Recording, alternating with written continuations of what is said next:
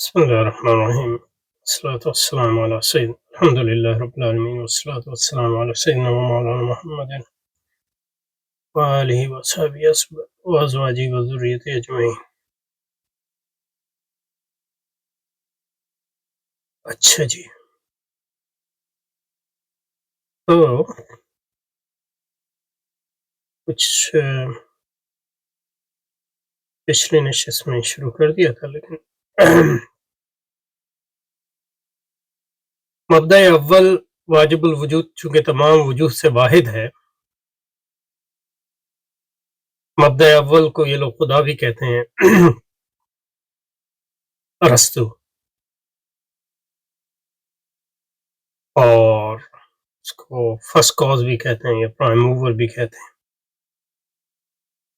کیونکہ وہ تمام وجود سے واحد ہے.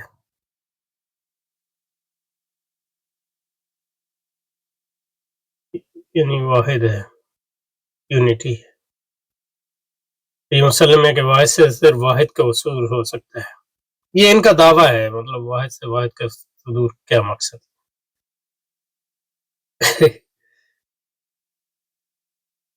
اب واحد سے مراد سمپل ہے یا نہیں، یا لیکن یہ کہ واحد سے واحد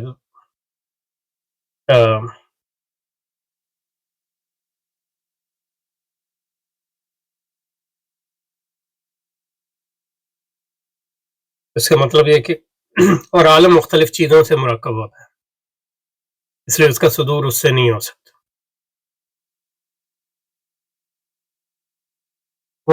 اگر صدور نہیں ہو سکتا تو یہ الگ بات ہے، لیکن صدور جو ہے وہ اب یہاں حضرت امام غزالی ظاہر فلسفیوں کا نقطۂ نظر بیان کر رہے ہیں، بنیادی طور پہ فلسفیوں کا جن کا نقطۂ نظر بیان کر رہے ہیں وہ فارابی اور ابن سینا. اور فارابی اور ابن سینا، اور فارابی جو ہے وہ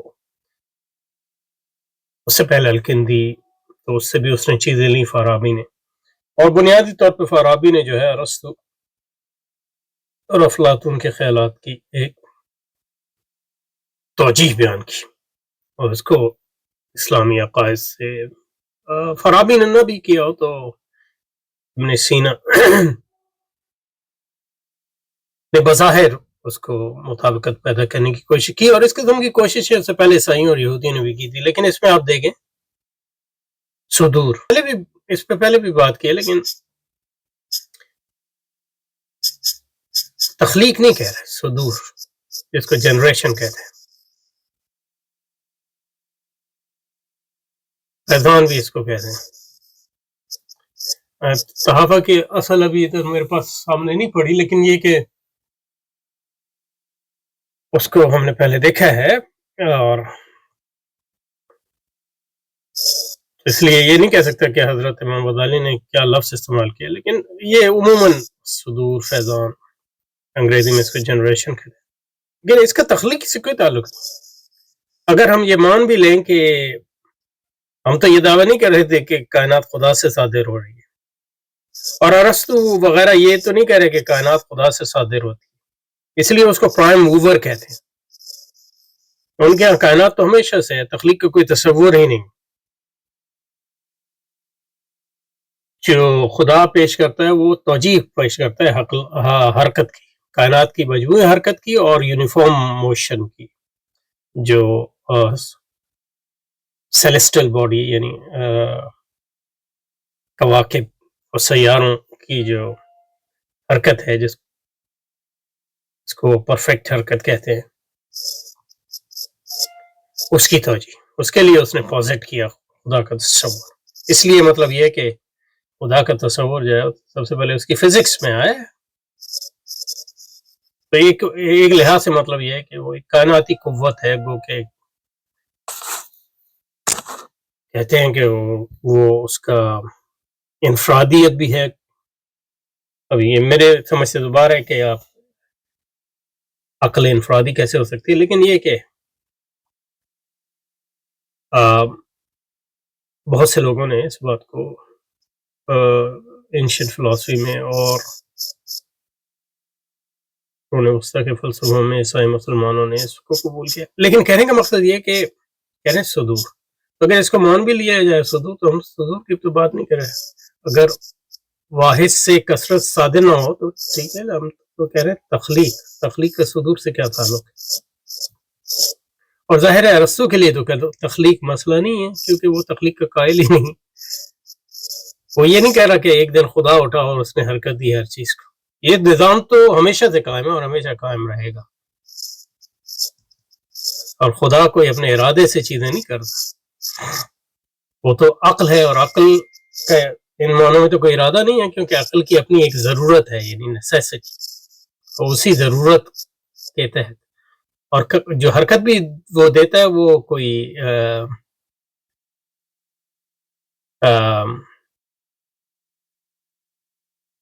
کوزل حرکت نہیں ہے، کیا کہتے ہیں اس کو،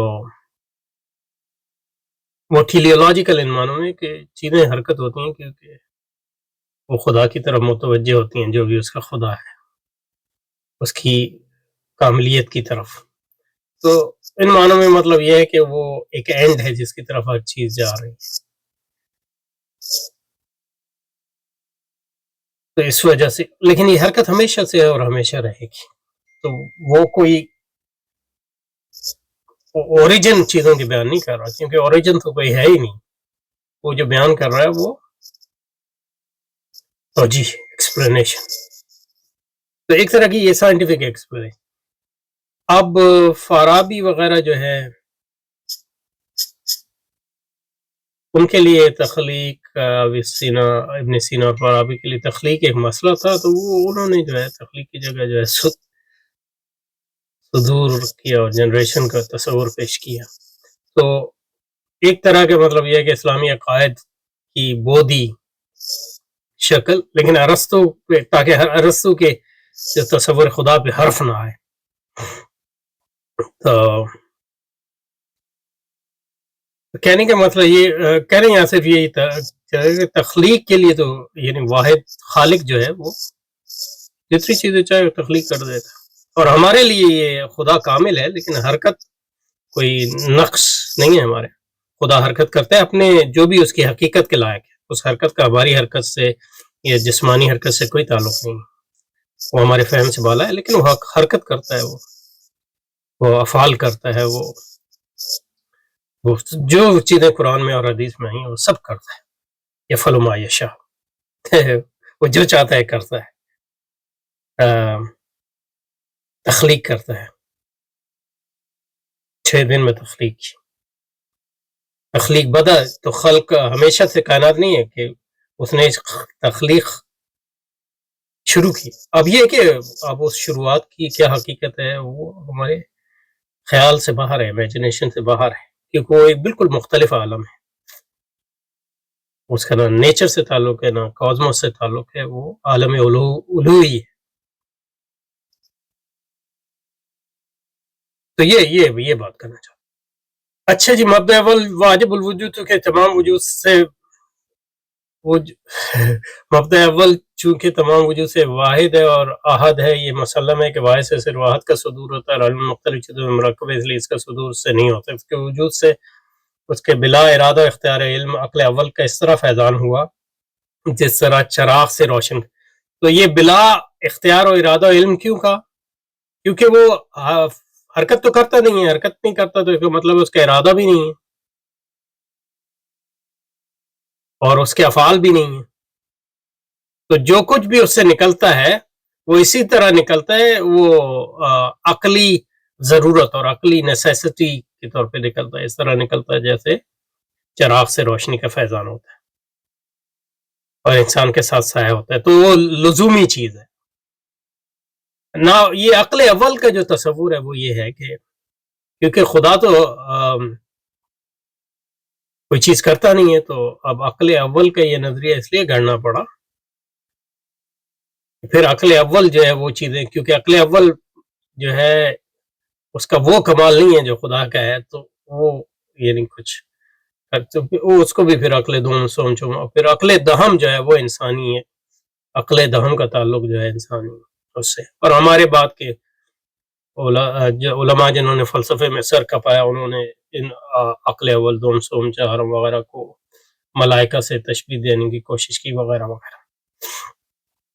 اور ہو سکتا ہے فارابی نے بھی یہی کہا ہو، لیکن اس کی وجہ یہ ہے، اس کا ریشنال یہ ہے، اور یہ عقل اول، اس کو جو عقل فعال کہتے ہیں، اس کا تصور بھی ارسطو کے ہاں سے ہی آیا ہے، کیونکہ ارسطو نے عقل کی دو قسمیں کی، تو عقل دہن جیسا کہ آئے گا وہ عقل فعال ہے، تو ارسطو کے ہاں اس نے ڈی اینیما میں، یا اس کی جو کتاب ہے سائیکالوجی میں، یا عقل انسانی پہ، اب ڈی اینیما تو اس کا کیا کہتے ہیں، لاطینی ٹائٹل ہے ارسطو کی، جو وہ بنیادی طور پہ اس کی کہہ لیں آپ، اس کی نفسیات ہے، اس میں اس کی علمیات بھی ہے، اور ذہن کا تصور بھی ہے، روح کا تصور بھی ہے، جو بھی ہے، تو اس پہ وہ عقل پہ بات کرتا ہے، ادراک پہ بات کرتا ہے، ذہن انسانی پہ بات کرتا ہے، انسانی عقلی ذہنی قوتوں پہ بات کرتا ہے، خواہش پہ بات کرتا ہے، وغیرہ وغیرہ۔ بہرحال ڈی اینیما میں اس نے عقل کی دو قسمیں بیان کی، دو قسم کی قسمیں بیان کی، ایک کو کہتا ہے وہ ایجنٹ، عقل کا کہہ لیں intellect, agent intellect,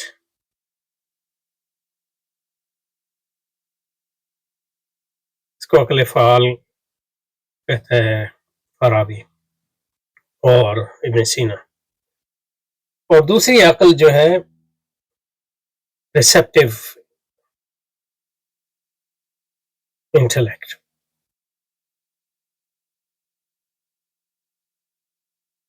receptive intellect جو ہے وہ اس کو عقل غیر فعال کہہ لیں، یہ مجھے یاد ہے۔ تو عقل فعال کا کام یہ ہے کہ یہ جو ہے فعال ہے، اس کے جیسے کہ لفظ سے آیا ہے، تو یہ جو ہے چیزوں کو بناتی ہے، حرکت چیزوں کو بناتی ہے، میک تھنگس، تو عقل فعال، لیکن یہ عقل فعال جو ہے یہ کائناتی قوت ہے،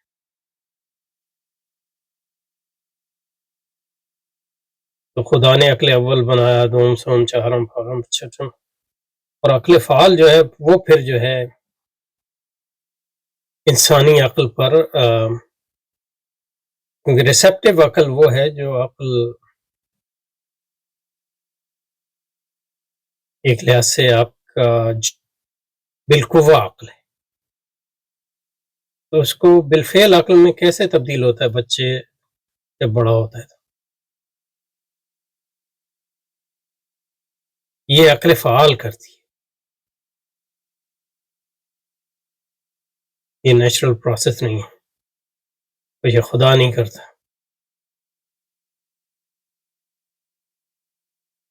یہ عقل فعال ہے جو کرتی ہے فارابی کے ہاں مسئلہ، اور دوسری حرکتیں جو یہ عقل اول سے دہم تک جو ہے یہ پرائم موور سے نکلی ہیں، لیکن پہلی عقل پرائم موور سے نکلتی ہے، تو وہ سب سے کامل ہے ان عقول میں، اس میں حرکت بھی کم ہوگی، پھر عقل اول سے دوم تو اس میں حرکت زیادہ ہوگی اور کم کامل، عقل دہم تک آتے آتے یہ فعال ہو گئی ہے، اور اس میں کمال بھی کم ہو گیا، ظاہر ہے کہ فعال ہے، لیکن یہ وہ کام کرتی ہے جو یعنی ہمارے خدا تعالیٰ کرتے ہیں، مثلا بناتے ہیں چیزوں کو، تخلیق تو یہ بھی نہیں کرتی لیکن فارم کرتی ہے، کیونکہ فارم اس لیے کرتی ہے کہ ارسطو کے ہاں دو چیزیں ہیں، ایک تو بالقوہ پوٹینشیلٹی، اور دوسرے کہتے ہیں ایکچویلٹی،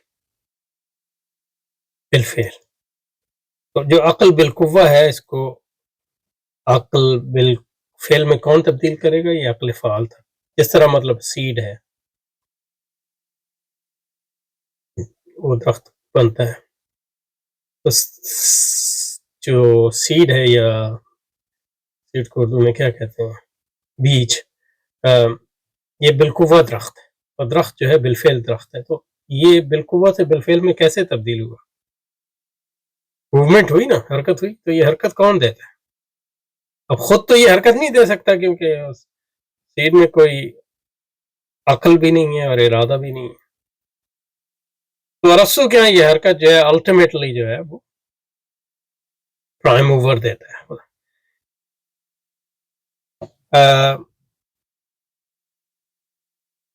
لیکن جو ان کے ہاں فارابی کے ہاں ہے، یہ میڈیشن کے ذریعے ہوتا ہے.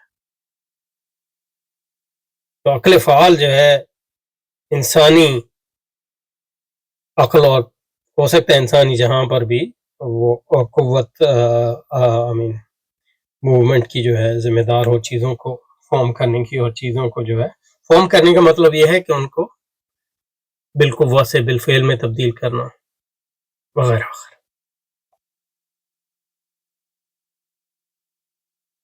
تو علم و عقل کے صرف فیضان جس طرح چراغ سے انسان کے ساتھ ساتھ ہوتا ہے. عقل اول ایک ایسا موجود ہے جو اپنی ذات سے قائم ہے. یہ قائم بذات ہے، خدا نہیں ہے لیکن قائم بذات ہے. نہ تو وہ جسم ہے، نہ جسم اس کا کوئی محل ہے.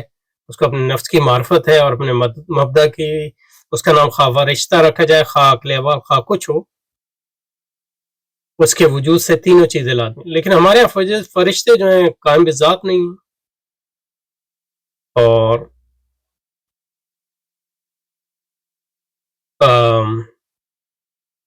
تو یہ ایک ایسا وجود ہے عقل اول، تو یہ خدا سے ملتا جلتا ہی ہے. عقل اول ایک ایسا موجود ہے جو اپنی ذات سے قائم ہے، نہ تو وہ جسم ہے، نہ کوئی جسم اس کو اپنے نفس کی معرفت ہے، اور اپنے مبدا کی بھی. اس کا نام خواہ فرشتہ جائے، خواہ کچھ بھی ہو، اس کے وجود سے تینوں چیزیں لازم. عقل ثانی پہ جو ہے وہ فلک اعلیٰ یا فلک الاخلاق، جو نواں آسمان ہے کا نفس اور اس کا فلک کا جرم. پھر عقل ثانی سے عقل ثالث اور فلک کواکب کا نفس اور اس کا جرم وجود میں آتا ہے. پھر اس عقل ثالث سے عقل رابع اور فلک زحل کا نفس اور اس کا جرم وجود میں آتا ہے. پھر عقل رابع سے عقل خامس اور فلک مشتری کا نفس اور اس کا جرم وجود میں آتا ہے. وجود میں آنے کا مطلب یہ نہیں ہے اس کو تخلیق نہیں کر رہے، لیکن یہ کہ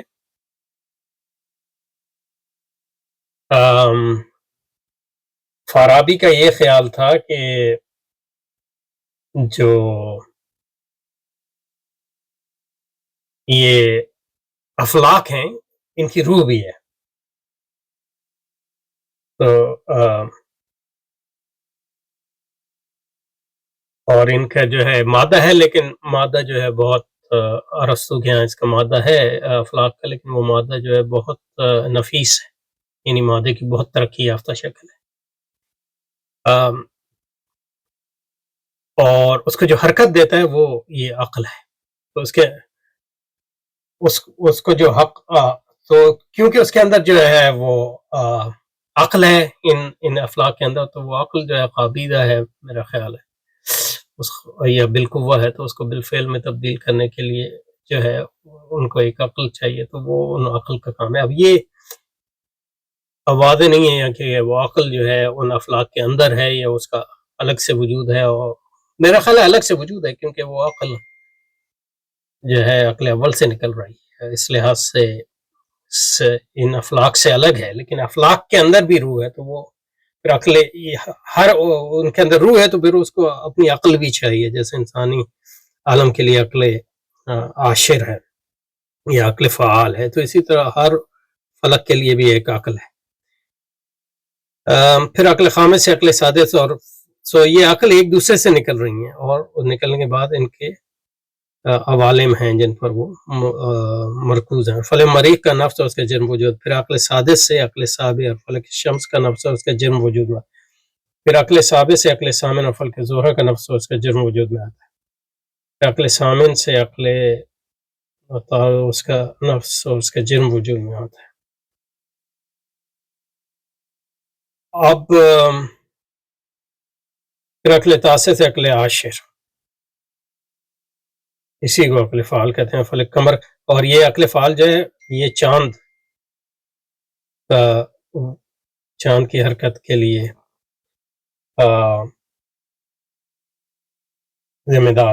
یہ عقل عاشر جو ہے یہ فعال عقل ہے، اور یہ جو ہے بیسکلی ارسطو کا جو عقل فعال کا تصور ہے یا ایجنٹ انٹلیکٹ کا تصور ہے وہی ہے، اور یہ چیزوں کو بناتی ہے یعنی فارم کرتی ہے، ان کو بالقوہ سے بالفعل میں لاتی ہے. یہ عقل اخیر جس کا نام عقل فعال ہے، اس سے فلک قمر کا حشف لازم آیا جو ایک مادہ ہے، اور تو یہ چاند کی عقل ہے، یہ عقل فعال، اور یہ اس کا یہ کام بھی ہے کہ یہ انسان میں جو عقل بالقوہ ہے اس کو عقل بالفعل میں تبدیل کرے. جب اور جو عقل فعال اور طبائع افلاک کے اثر سے کون فساد کو قبول کرتا ہے، کون یعنی، اور پھر ان مواد کو کواکب کی حرکات کے سبب مختلف طرح کے امتزاج ہوتے ہیں، جیسے معادن، نباتات، حیوانات پیدا ہوتے ہیں. یہ اقول اشرا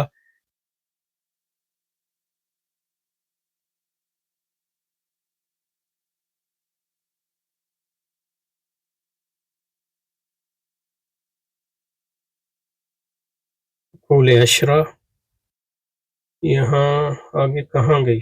209 عقل اشرا، یہ 209 جو ہے ریپیٹ ہو رہے ہیں. عقل اشرا اور افلاک تسع ہیں. یہ عقول اشرا اور افلاک تسع یہ دراصل یونانیوں کے علم الاصنام ہے، اور اس پہ جو عیسائیوں اور مسلمانوں نے اب یہ نہیں پتا کہ یہ فارابی نے جو ہے یہ عقل کہاں سے لی، کیونکہ ارسطو کے ہاں یہ ارسطو کی اسٹرانومی میں دیکھنا پڑے گا، ہو سکتا ہے اس کے ہاں اس قسم کا کوئی تصور ہو. اس کے ہاں یہ تصور ہے کہ جو افلاک ہیں وہ، کیونکہ وہ اس کے ہاں ارسطو کے ہاں مادہ ہے، اور اس کے ہاں پیور مادہ جس کو کہتے ہیں، اور اس کے ہاں فارم ہے، اور اس کے ہاں پھر افلاک ہیں جو جن کا مادہ جو ہے کامل مادہ ہے. مادہ تو ہے لیکن مادے سے اتنا بعید ہے کہ وہ یعنی بالکل اس یعنی قریب آ گیا ہے فارم کی. اس کو روح کہہ لیں یا عقل کہہ لیں. اور اس کے بعد پھر خدا ہے، اور افلاک میں دوسرا کمال یہ کہ ان کی حرکت بھی کامل ہے، جس کو ریگولر حرکت کہتے ہیں، وہ جس میں ایکسلریشن نہیں ہے، یعنی یہ کہ وہ یونیفارم موشن ہے، اور یونیفارم موشن اس کے نزدیک جو ہے کمال کی نشانی ہے. کیونکہ حرکت جو ہے بری چیز ہے، لیکن اگر حرکت ہے تو اس میں سب سے اچھی جو ہے وہ ہے جو یونیفارم ہے. یہ اس کی ہائرارکی تھی. تو اس کے بیچ میں یہ اب مجھے یاد نہیں کہ فارابی اور کندی نے یہ عیسائیوں سے لیا، نیو پلیٹونس سے کا اثر اس پہ نظر آتا ہے، یہ چیک کرنا پڑے گا. لیکن یہ کہ اصل جو بات ہے وہ میں نے آپ کے سامنے واضح کر دی. تو یہ دراصل یونانیوں کا وہ علم اسلام ہے جس کا انہوں نے فلسفہ الہیات رکھا، یونانیوں کا. اور اس کے اصل میں یہ جو ہے یہ علم الاصنام ہے فارابی اور ابن سینا کا، جو حضرت امام غزالی نے بیان کیا، انہوں نے لیا یونانیوں سے. لوگوں نے اس پر سنجیدگی سے غور و فکر اور مباحثہ شروع کر دیا. یہ محض فرضی داستان گوئی اور افسانہ آرائی ہے جس پر بے اختیار قرآن کی یاد ما اشهدتهم خلق السماوات والارض ولا خلق انفسهم وما كنت متخذ المضلين عضدا. اور امام غزالی کی تنقید کے باوجود مطلب ہمارے ہاں جو فلسفہ پڑھایا جاتا ہے وہ اسی قسم کا فلسفہ، اس پہ تنقید ادھر ادھر کی ہوتی ہے. لیکن یہ کہ ابن سینا کو شیعوں کے ہاں، امامی شیعوں کے ہاں تو تقریباً ولی سمجھا جاتا ہے، لیکن ہمارے ہاں بھی فلسفے میں اس کا مقام سمجھا جاتا ہے. یعنی امام راضی اور وغیرہ مطلب یہ حکما کی باتوں کی توجیہ کرنے کی کوشش کرتے ہیں. تو اس کا بڑا اثر اس لحاظ سے ہوا. تو امام ربانی جو ہے اس پہ تنقید کریں گے. تو یہ امام غزالی نے ان کا بیسیکلی سمرائز کر دیا فارابی اور ابن سینا کے نقطہ نظر کو. تو اس کے بعد امام غزالی کی تنقید آئے گی، اور اس کے بعد امام مجدد الفسانی بھی آئیں گے میرے خیال. سبحانک اللہم و بحمدک، نشہد ان لا الہ الا انت، نستغفرک و نتوب الیک. صلی اللہ وسلم علی سیدنا محمد وعلی آلہ وصحبہ اجمعین.